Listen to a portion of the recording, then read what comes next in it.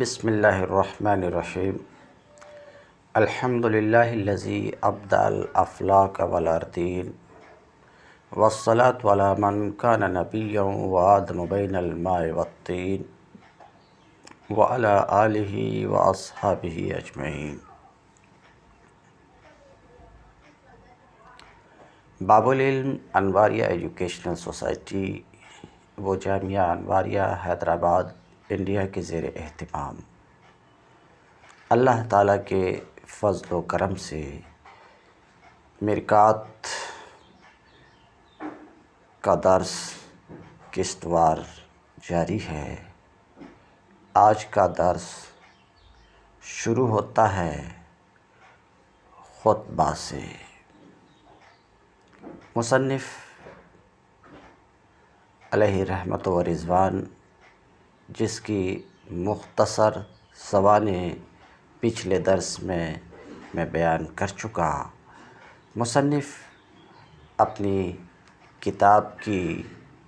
ابتدا فرماتے ہیں تسمیہ اور تحمید سے، یعنی بسم اللہ الرحمن الرحیم الحمدللہ الذی ابدع الافلاک والارضین سے۔ ایک سوال، میرکات منطق کی کتاب ہے تو اس کتاب کی ابتدا، اس کتاب کو شروع کیا جانا چاہیے کسی مسئلہ منطقی سے، اور ظاہر ہے کہ تسمیہ اور تحمید منطقی مسائل نہیں ہیں، تو منطق کے سوا دوسرے مسئلے میں لگنا، یعنی تسمیہ و تحمید میں اشتغال، یہ اشتغال بما لا یعنی ہے، بے مطلب چیز میں مشغول ہونا ہے۔ یہ ایک سوال۔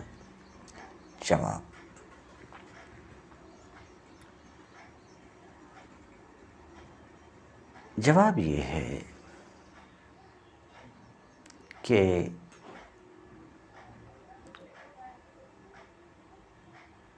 تسمیہ اور تحمید سے انہوں نے اپنی اس کتاب کا آغاز کیا، اپنی اس کتاب کو شروع کیا، اس لیے تاکہ کتاب کامل کی پیروی ہو جائے۔ کوئی بھی شخص جب کسی میدان میں داخل ہوتا ہے، داخل ہونا چاہتا ہے، تو اس کی خواہش یہ ہوتی ہے کہ اس میدان میں، اس فیلڈ میں جو کامل ہے اس کامل کی طرح وہ بن جائے، اس کامل کا پیروکار بن جائے، یہ اس کی چاہت ہوتی ہے۔ دنیائے کتاب میں کامل کتاب اللہ ہے، کامل کتاب اللہ کی کتاب قرآن مجید ہے، وہ کامل کتاب ہے۔ تو اس کی پیروی میں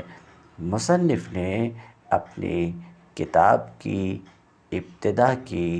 تسمیہ اور تحمید سے، کیونکہ اس کتاب کامل کی ابتدا تسمیہ اور تحمید سے ہے۔ گویا اس سوال کا جواب دیا میں کہ تسمیہ اور تحمید سے مصنف نے اپنی کتاب کو کیوں شروع کیا، جبکہ یہ منطقی مسائل سے نہیں ہے اور ان کی کتاب منطق کی ہے، تو جواب میں کہا خیر الکلام کی اتباع میں۔ تفصیل وہ جس کو آپ نے سنا۔ اور دوسرا جواب، خیر الانام کی حدیث کی ابتدا میں ایسا انہوں نے کیا۔ کیسا؟ تسمیہ اور تحمید سے اپنی کتاب کو شروع کیا۔ اب کہیں گے کہ تسمیہ اور تحمید سے کتاب کے شروع کیے جانے میں، شروع کرنے میں خیر الانام کی حدیث کی ابتدا ہے، وہ کس طریقے سے؟ تو وہ اس طور پر کہ اللہ کے رسول صلی اللہ علیہ وسلم کو فرمان ہے، کل امر ذی بال لا یبدا فیہ بسم اللہ الرحمن الرحیم فہو اقطع۔ اسی طریقے سے ایک دوسری حدیث ہے، کل امر ذی بال لم یبدا فیہ بالحمد اقطع۔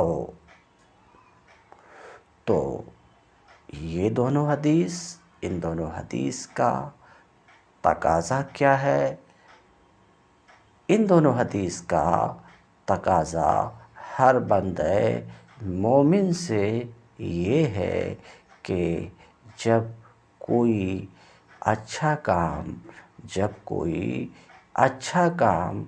شروع کرنا چاہو تو اس کام کی ابتدا تسمیہ اور تحمید سے کرو۔ یہ تقاضا ہے تسمیہ اور تحمید کی حدیث کا،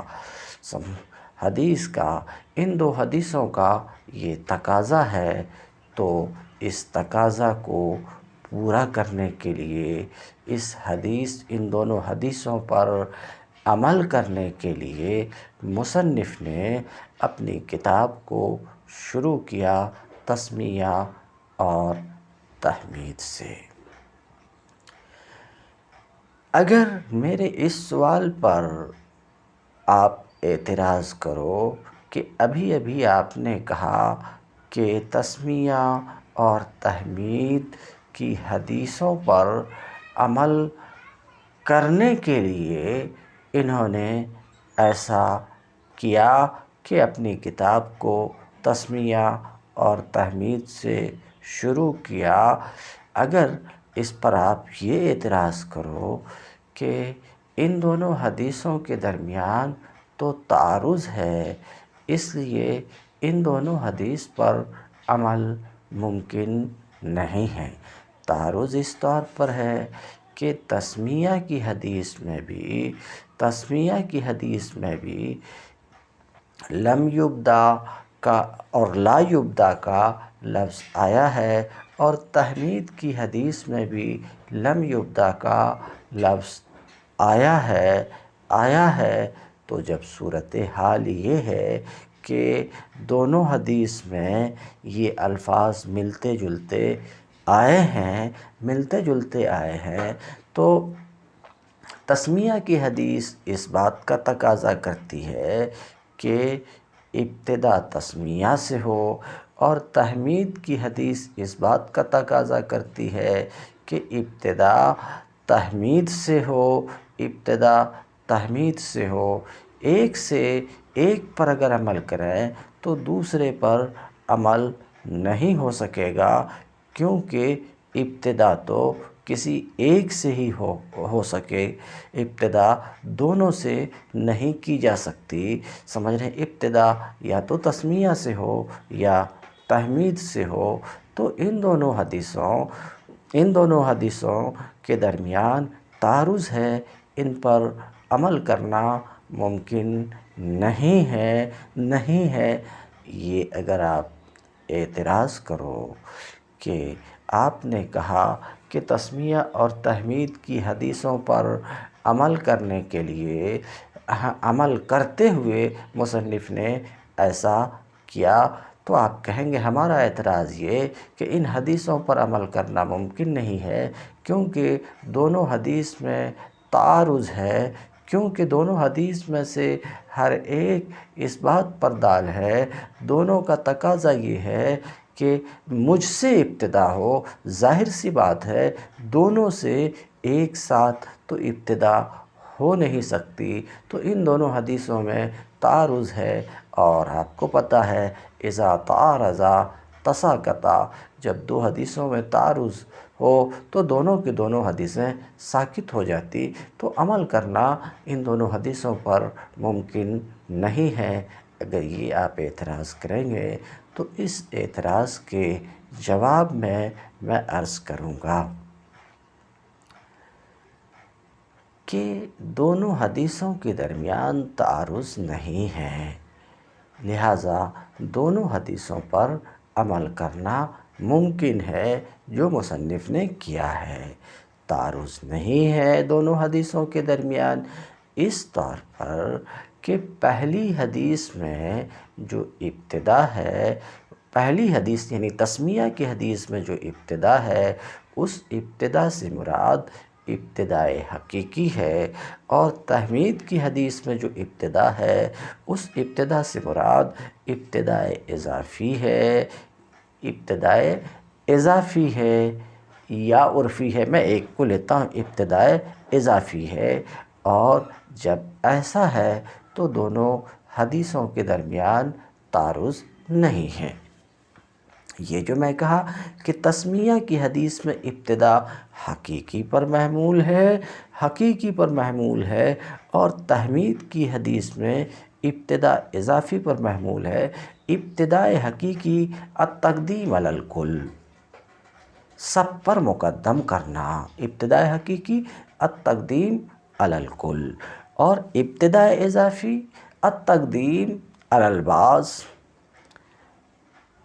تقدیم الشیء بجزء منہ ہو تو ابتدائے حقیقی سب پر مقدم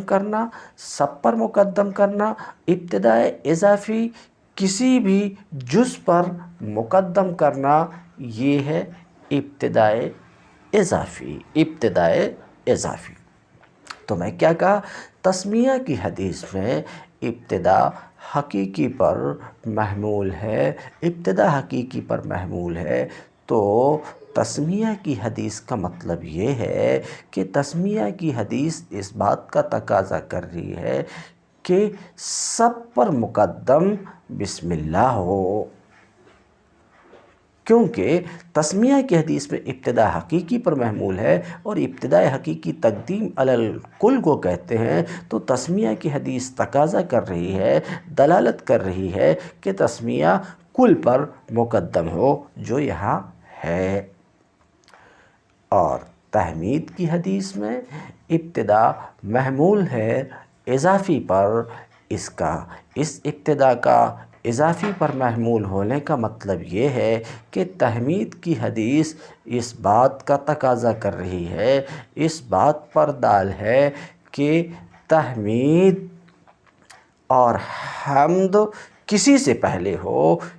پہلے ہو۔ ظاہر ہے کہ یہاں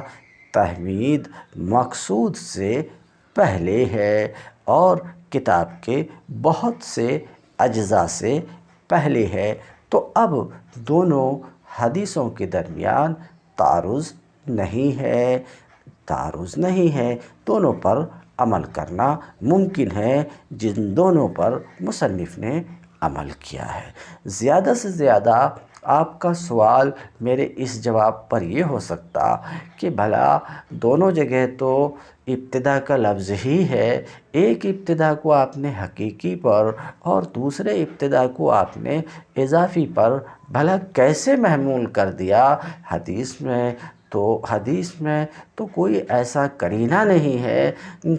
نہیں ہے جس کرینہ کی وجہ سے تسمیہ کی ابتدا کو حقیقی پر اور تحمید کی ابتدا کو آپ اضافی پر محمول کر سکو۔ یہ تو زبردستی آپ نے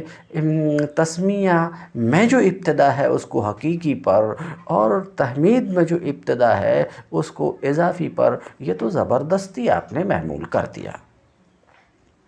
اگر آپ یہ سوال کریں گے کہ یہ آپ کا تحکم ہے تو اس کے جواب میں عرض کروں گا کرینہ موجود ہے۔ اسی کرینہ کی وجہ سے تسمیہ کی حدیث میں ابتدا کو حقیقی پر اور تحمید کی حدیث میں ابتدا کو اضافی پر محمول کیا۔ آپ پوچھو گے کرینہ کیا ہے، تو میں کہوں گا کرینہ یہ ہے کہ بسم اللہ الرحمن الرحیم اس سے مقصود ذات کا ذکر ہے، اور الحمدللہ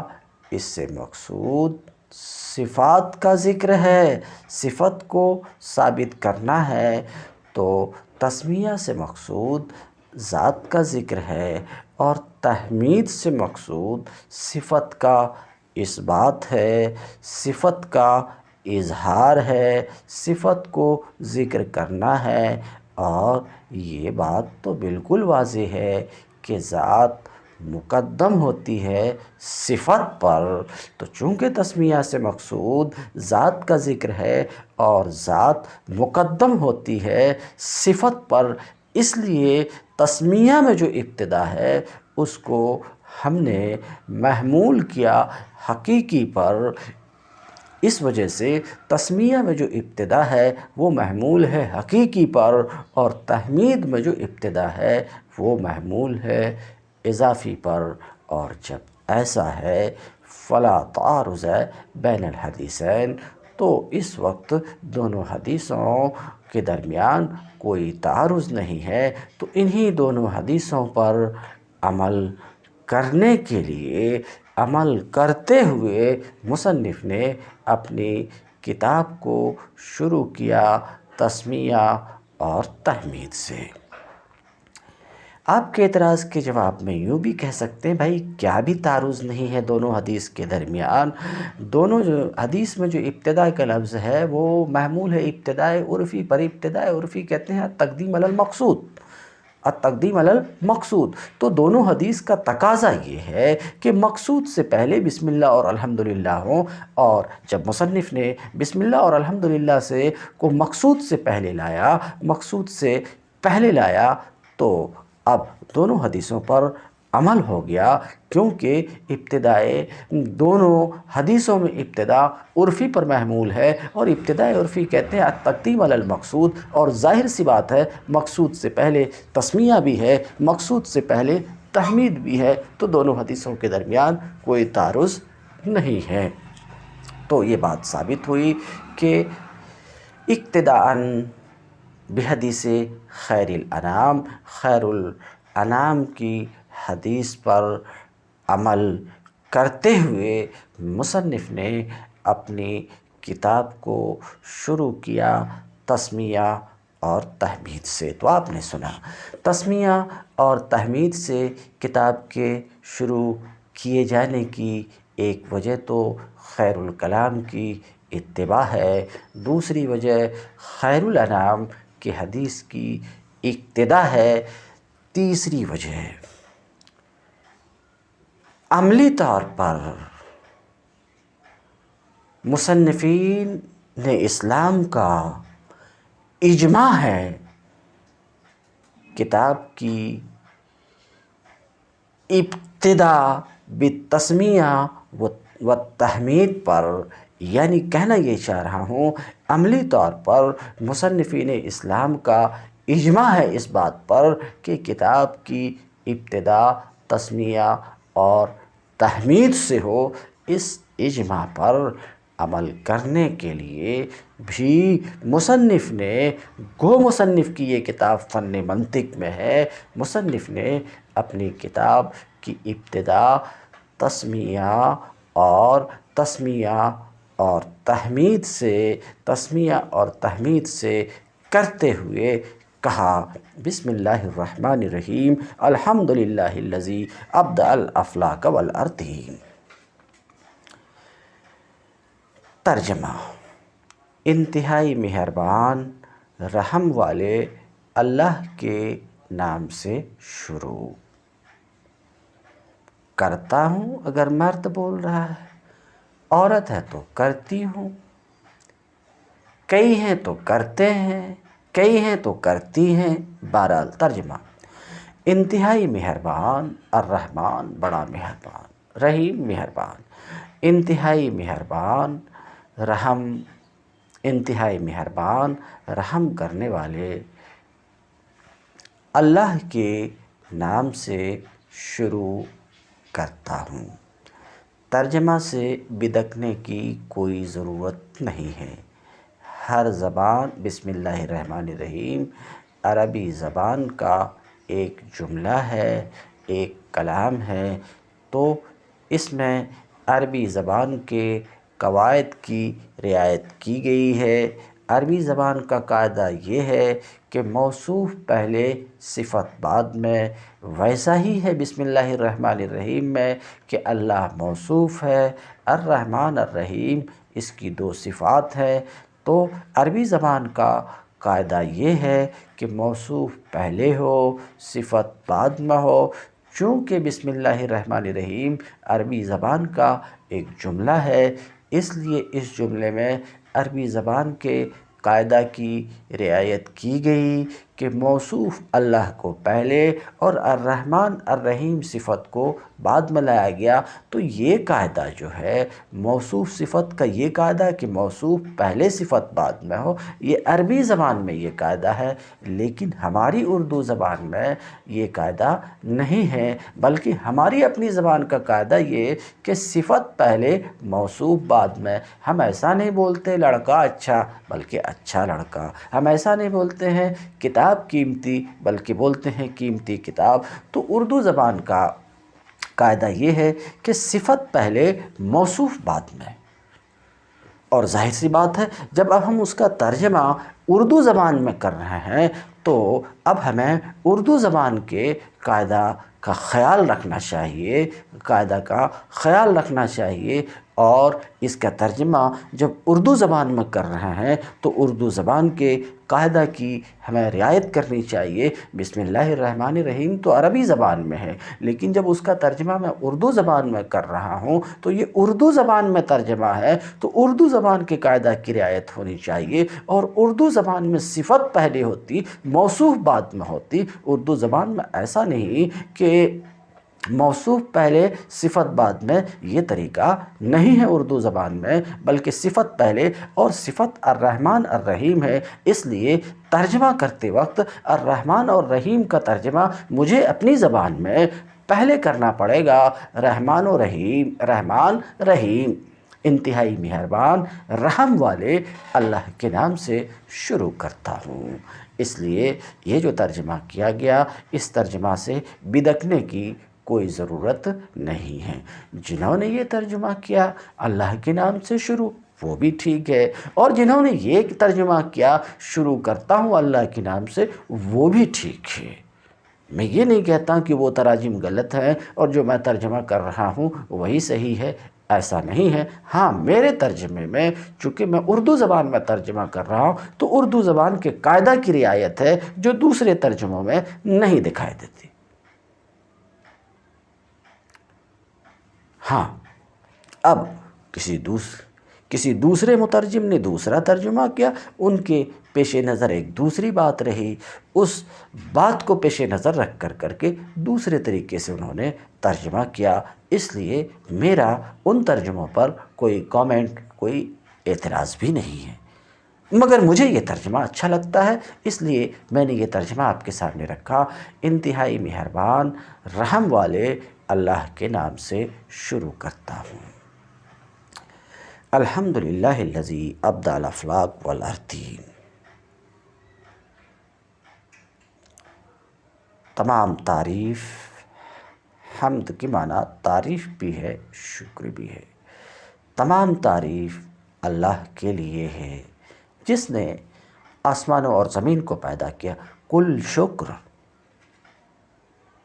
اللہ کے لیے ہے جس نے آسمانوں اور زمین کو پیدا کیا۔ بہرحال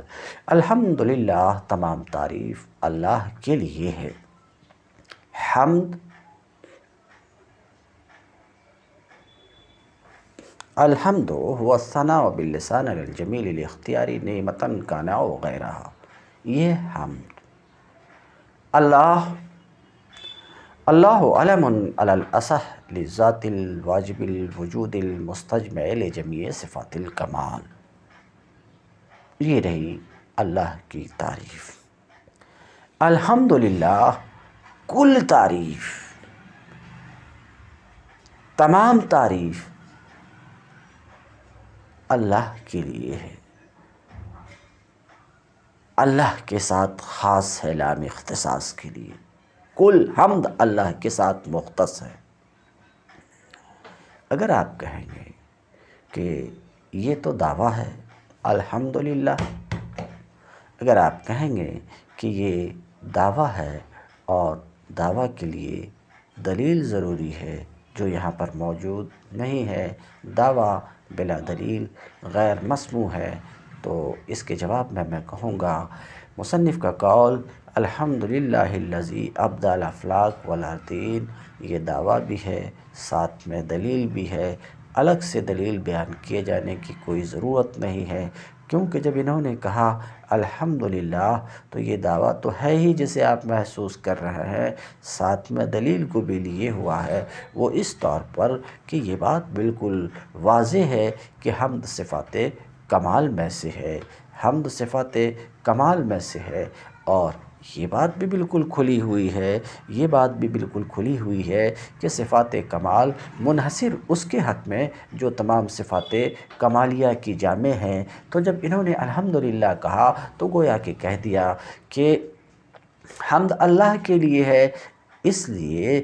لیے کہ وہ تمام صفات کمالیہ کی جامع ہیں، بلفظ دیگر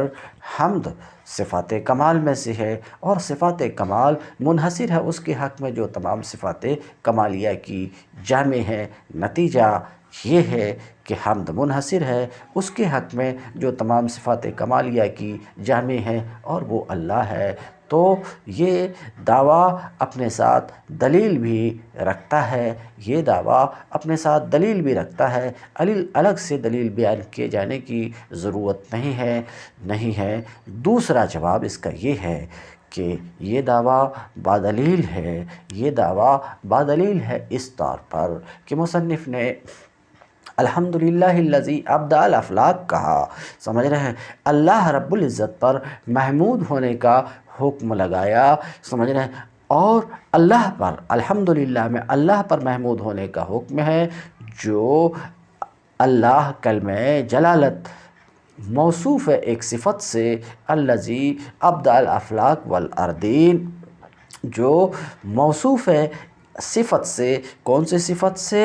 الذی ابدع الافلاک والارضین، یہ موصوف ہے مبدع الافلاک والارضین کی صفت سے، تو یہاں حکم اللہ پر ہے، جو محمودیت کا حکم اللہ پر ہے جو ایک صفت سے متصف ہے، تو یہاں حکم علی الشیء الموصوف بصفت ہے، اور حکم علی الشیء الموصوف بصفت میں اتصاف اس بات کو بتاتا ہے کہ صفت اس حکم کی علت ہے، جیسے آپ کا قول اکرمت زیداً عالما، یہاں آپ نے زید پر مکرم ہونے کا حکم لگایا اس زید پر جو صفت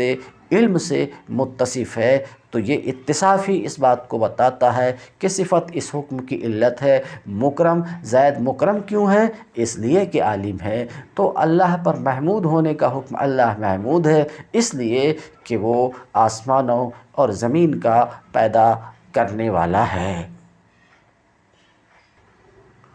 والصلاة علی من کان نبیا وآدم بین الماء والطین۔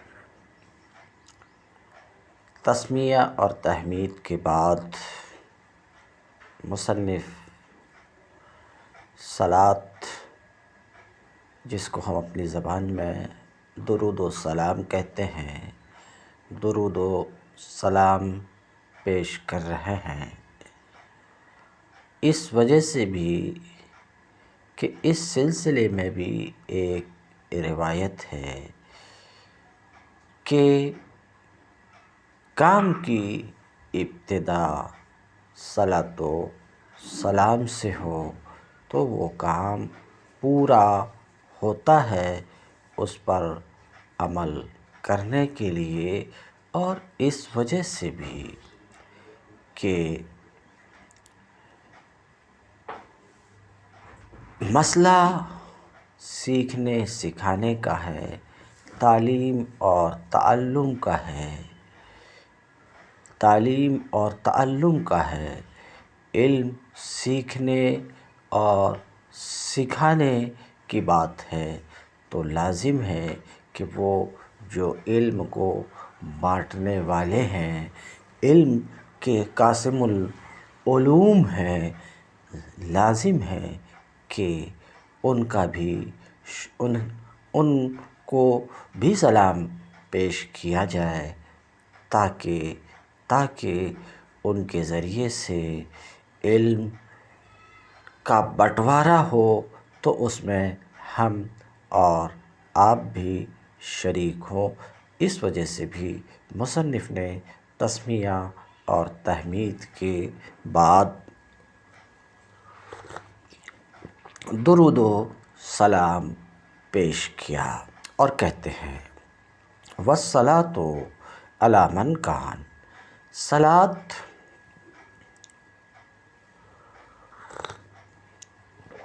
بر مذہب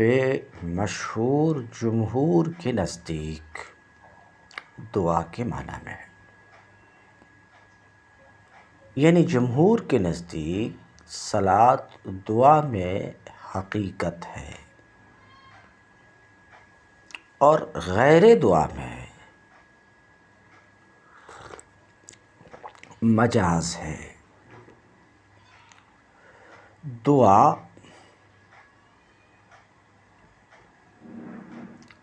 طلب رحمت کا نام ہے،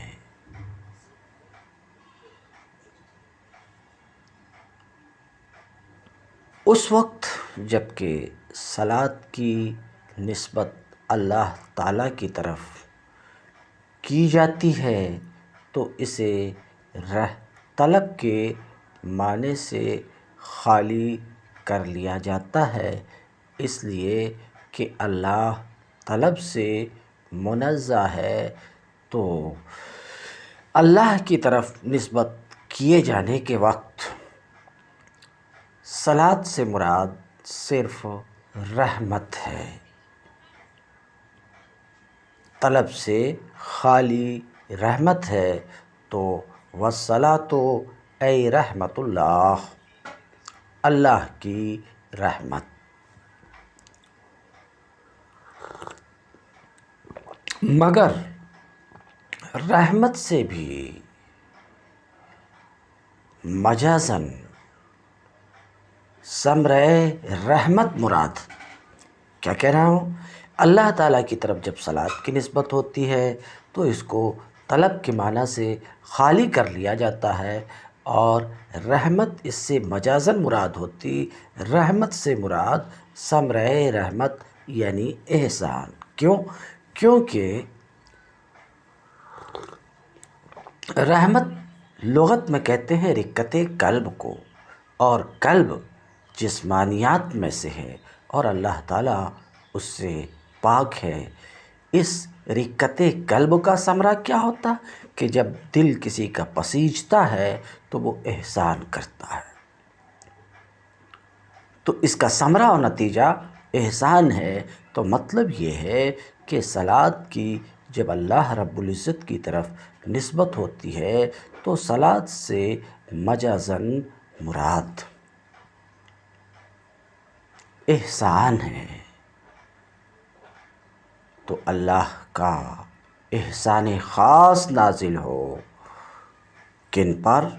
من کان نبیا وآدم بین الماء والطین، ان پر۔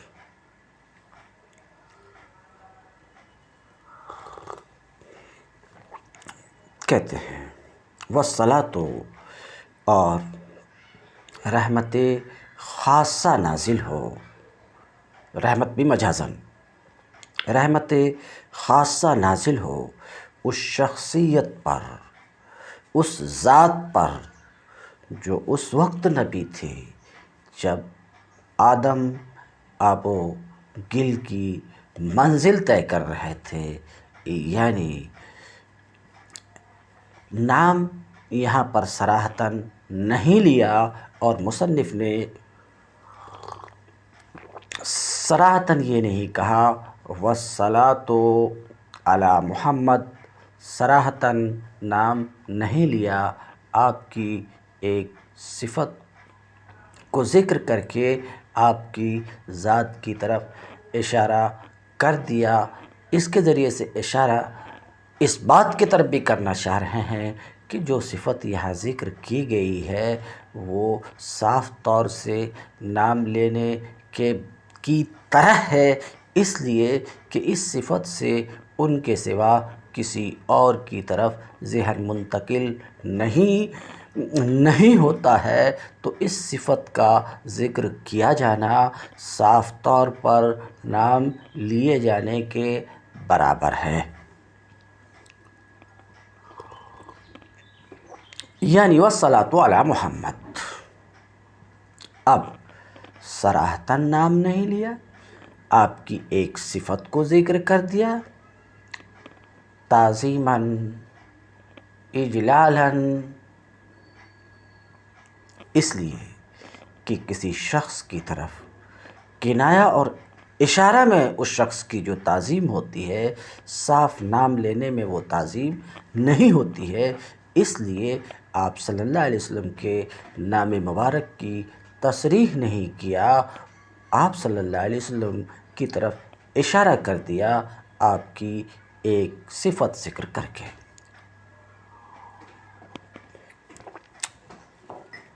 علی من کان نبیّ، اس سے ایک حدیث کی طرف اشارہ ہے، سلام کا سلام ہے، یعنی درود بھی پیش کرنا ہے، اور ایک تیر دو شکار، درود بھی پیش کرنا ہے، اور جن پر درود پیش کرنا ہے ان کی ایک حدیث بھی آپ کو سنا دینا ہے۔ ان کی ایک حدیث جن پر درود یہاں پیش کرنا ہے، مصنف جن پر درود پیش کر رہے ہیں ان پر درود بھی پیش کر رہے ہیں، اور ان کی ایک حدیث بھی آپ کو ساتھ ساتھ سنا رہے ہیں، ان کی ایک حدیث کی طرف بھی آپ کو متوجہ کر رہے ہیں۔ اس عبارت کے ضمن میں، کس عبارت کے ضمن میں؟ الی من کان نبی و آدم بین الماء والطین، حدیث یہی ہے کہ اللہ کے رسول صلی اللہ علیہ وسلم فرماتے ہیں کنت نبی و آدم بین الماء والطین، میں کوئی طفیلی نبی نہیں ہوں کہ کسی کے صدقے اور طفیل سے مجھے نبوت مل گئی ہو، ایسا نہیں ہے، بلکہ میری نبوت کا فیصلہ تو اس وقت ہو چکا جب کہ بھی آدم آب و گل کی منزل طے کر رہے تھے، ان کا پتلا بھی تیار نہیں ہوا تھا، اس وقت اس سے پہلے ہی میری نبوت کا، مجھے میرے نبی بنائے جانے کا فیصلہ ہو چکا تھا، تو میں کوئی طفیلی نہیں ہوں کہ کسی کے صدقے اور طفیل سے سمجھ رہے ہیں مجھے نبوت مل گئی، نبوت ملی ہو، ایسا نہیں ہے، بلکہ میں تو اس وقت نبی تھا جب آدم ابھی آب و گل کی منزل طے کر رہے تھے، ابھی آدم کا پتلا بھی نہ بنا تھا۔ والصلاۃ علی من کان نبی و آدم بین الماء والطین، اور رحمت خاصہ نازل ہو، ہماری زبان میں اس کی تعبیر درود سے کی جاتی ہے، اور اس کے ساتھ ایک لفظ سلام بھی ملا دیتے ہیں، درود و سلام ہو اس ذات پر جو اس وقت نبی تھے جب آدم ابھی آب و گل کے درمیان تھے، وعلی آلہ واصحابہ اجمعین، اور درود و سلام نازل ہو آپ کی آل پر اور آپ کے تمام صحابہ پر۔ وبعد، اور بعد حمد و صلات کے بعد و مبنی علی الضم ہے، اس لیے کہ اس کا مضاف الیہ محذوف منوی ہے، اور بعد کا مضاف الیہ محذوف منوی ہو تو یہ مبنی علی الضم ہوتا ہے، یعنی بعد الحمد والصلاۃ، حمد و صلات کے بعد۔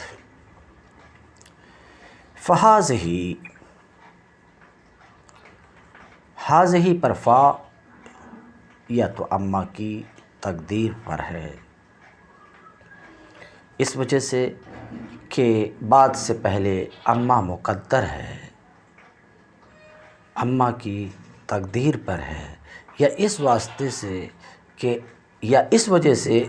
کہ عقل نے بواسطہ وہم حکم لگایا کہ اما ما سبق میں یعنی بعد سے پہلے مذکور ہے تو حاضہی پہ فا لے آئے اور بولے فحاظہی، تو حاضہی فحاظہی میں فا یا تو اما کی تقدیر پر یا بواسطہ وہم عقل کے حکم لگانے، یعنی عقل کے حکم لگانے کی وجہ سے وہم کے واسطے سے کہ اما ما سبق میں مذکور ہے، حاضہی پر فا مصنف لے آئے اور بولے فحاظہی۔ فحاظہی عدت و فصول، یہ کچھ فصلیں ہیں، یہ چند فصلیں ہیں، مصنف کہتے ہیں علم میزان میں، علم میزان کے بیان میں۔ تو علم میزان میں، علم میزان کے بیان میں، علم میزان علم منطق ہی کو علم میزان بھی کہتے ہیں، جیسا کہ پچھلے درس میں بیان کیا کہ اس علم کو علم منطق بھی کہتے ہیں، علم میزان بھی کہتے ہیں، علم عالی بھی کہتے ہیں، اور علم عالی بھی کہتے ہیں، اور عالی بھی کہتے ہیں، علم شریف بھی کہتے ہیں۔ یہ سب اسی علم منطق کا نام ہے، جس کی تعریف پچھلے درس میں کر چکا ہوں، پھر ایک بار ذکر کروں گا انشاءاللہ۔ یہ علم میزان، علم منطق کی کچھ فصلیں ہیں۔ اے بچوں، لابد من حفظھا، ان فصلوں کو محفوظ کرنا اور مضبوط کرنا ضروری ہے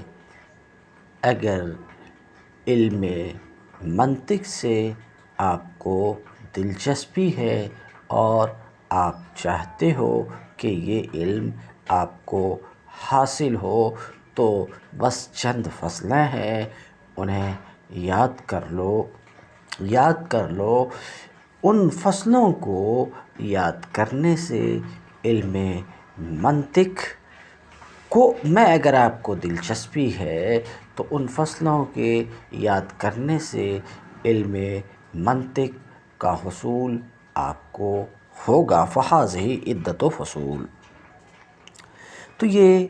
چند فصلیں ہیں علم منطق کی، ان کو یاد کرنا اور محفوظ کرنا ضروری ہے ہر اس طالب علم کے لیے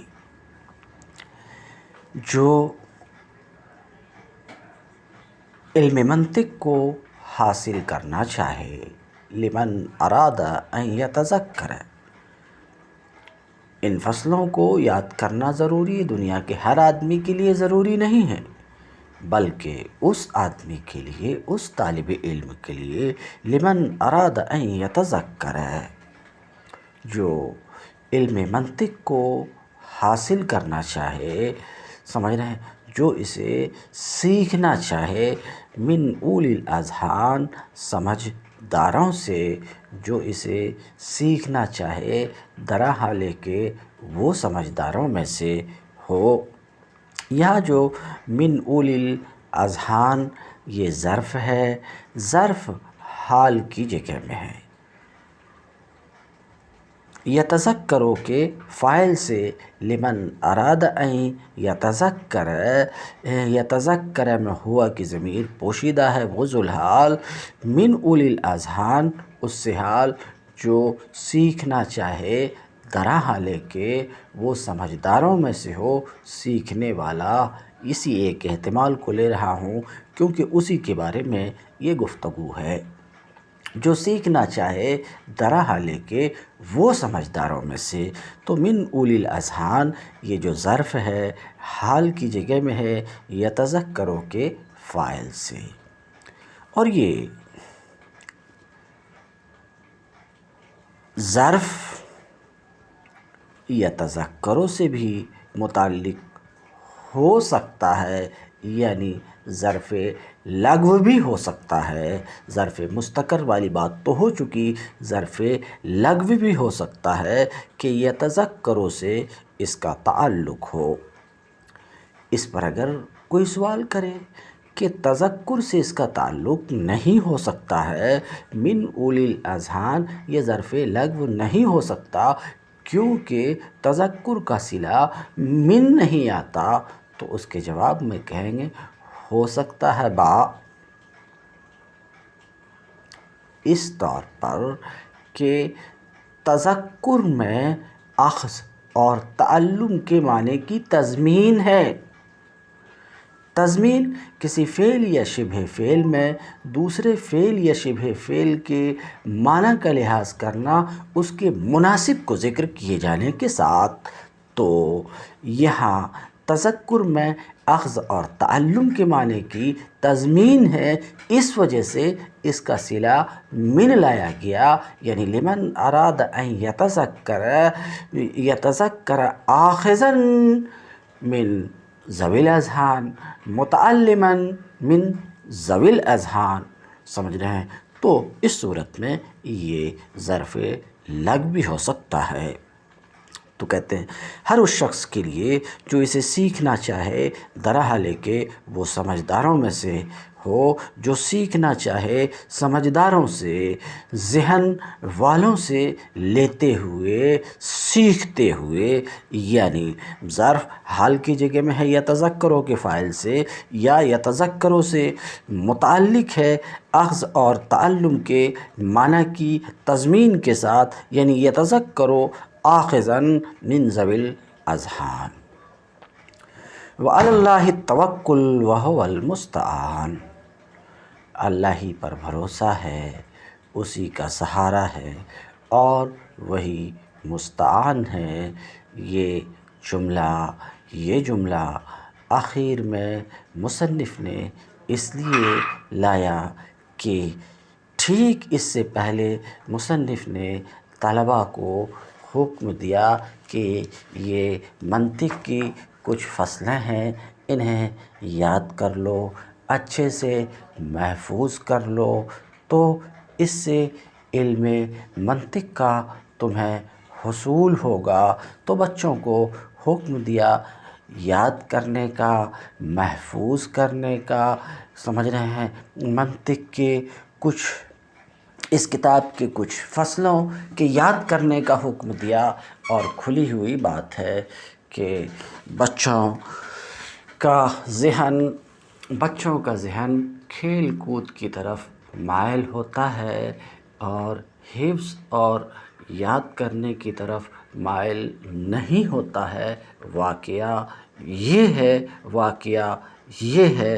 تو اس کے ساتھ ساتھ جب یاد کرنے کا حکم دے رہے ہیں تو ساتھ میں یہ دعائیہ جملہ بھی کہ اللہ ہی پر بھروسہ ہے اور وہی مستعان ہے، اسی سے مدد طلب کی جا رہی ہے اس بات میں کہ بچوں کی مدد فرمائے ان فصول کے یاد کرنے میں۔ مقدمۃ، یہ مقدمہ ہے۔ مقدمۃ کو رفع ہے، مرفوع ہے، یا تو اس لیے کہ یہ خبر ہے مبتدأ محذوف ہذہ کی، اے ہذہ مقدمۃ، یہ مقدمہ ہے۔ مقدمہ، لفظ مقدمہ دال کے فتح کے ساتھ مقدمہ، تو لفظ مقدمہ دال کے فتح کے ساتھ بھی ہو سکتا ہے اور دال کے کسر کے ساتھ یعنی مقدمہ بھی ہو سکتا ہے۔ تو یہ اس کو مقدمۃ بھی پڑھا جانا صحیح ہے اور مقدمۃ بھی پڑھا جانا صحیح ہے، ولیکن الاولی اولی۔ اگر بفتح الدال ہو یعنی مقدمہ ہو تو یہ باب تفعیل سے اس میں مفعول کا صیغہ ہوگا۔ اس صورت میں اس کا معنی ہوگا آگے کیا ہوا، قدم یقدم تقدیما و مقدما مقدمتا۔ چونکہ اس کو مقصود سے پہلے لایا جاتا ہے اس لیے اس کو مقدمہ کہتے ہیں۔ اور اگر بکسر دال ہو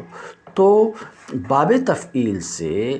اسم فاعل بمعنی آگے کرنے والا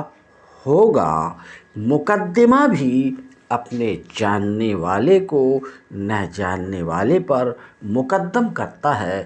اس وجہ سے اس کو مقدمہ کہتے ہیں۔ یا کسرہ کی صورت میں اس کے مقدمہ ہونے کی صورت میں تفعیل بمعنی تفعل یعنی لازم ہے، متعدی نہیں ہے۔ اور مقدمہ بمعنی متقدمہ آگے ہونے والا کے ہے، چونکہ یہ بھی مقصود سے آگے ہوتا ہے اس لیے اس کو مقدمہ کہتے ہیں۔ لفظ مقدمہ یا مقدمہ، لفظ مقدمہ مقدمۃ الجیش سے ماخوذ ہے۔ مقدمۃ الجیش لشکر کے اس اہم دستے کو کہتے ہیں جو آگے آگے جائے تاکہ فوج کے لیے مناسب جگہ کا انتظام اور جنگی ضروریات کا انتظام کرے۔ جس طرح باقی فوج کی حفاظت اور کامیابی کا دار و مدار مقدمۃ الجیش پر ہوتا ہے، اسی طرح کتاب کے مسائل کے سمجھنے کا دار و مدار بھی مقدمہ میں لکھی ہوئی باتوں پر ہوتا ہے۔ اور جس طرح فوج میں اس دستے مقدمۃ الجیش کو اہم اور ضروری سمجھا جاتا ہے، اسی طرح کتابوں میں بھی مقصودی مسائل سے پہلے مقدمہ کو اہم اور ضروری سمجھا جاتا ہے۔ لفظ مقدمہ میں تا وصفیت سے اسمیت کی طرف منتقل ہونے پر دلالت کرنے کے لیے ہے، یعنی اصل میں یہ اسم فاعل یا اسم مفعول مقدم تھا، بعد میں معنی وصفی سے منتقل ہو کر لشکر کے اگلے دستے کا نام بن گیا۔ اس کے بعد لفظ مقدمہ کو مقدمۃ الجیش سے کتاب کے مقدمے کے لیے منتقل کیا گیا۔ اور پاس کے نزدیک لفظ مقدمہ میں تا اس لیے لائی گئی ہے کہ اس کا موصوف مؤنث ہے جس کو حذف کیا گیا ہے۔ اصل عبارت یوں ہے، الامور المقدمۃ الطائفۃ المقدمۃ۔ مقدمہ کی دو قسمیں ہیں، مقدمۃ الکتاب، مقدمۃ العلم۔ مقدمۃ العلم ما يتوقف علیہ الشروع فی ذلک العلم۔ مقدمۃ العلم ان چیزوں کا نام ہے جس پر اس علم کا کامل فہم اور مکمل دانائی و سمجھداری موقوف ہو، جیسے تعریف، موضوع، غرض اور غایت۔ مقدمۃ الکتاب طائفۃ من الالفاظ قدمت امام المقصود لدلالتها على ما ينفع في تحصیل المقصود۔ کلام کے اس مجموعے کا نام ہے جو فن کے مسائل سے پہلے لایا جاتا ہے اس لیے کہ اس کے ساتھ مقصود کا ربط ہوتا ہے اور مقصود سے نفع حاصل کرنا اس سے وابستہ ہوتا ہے۔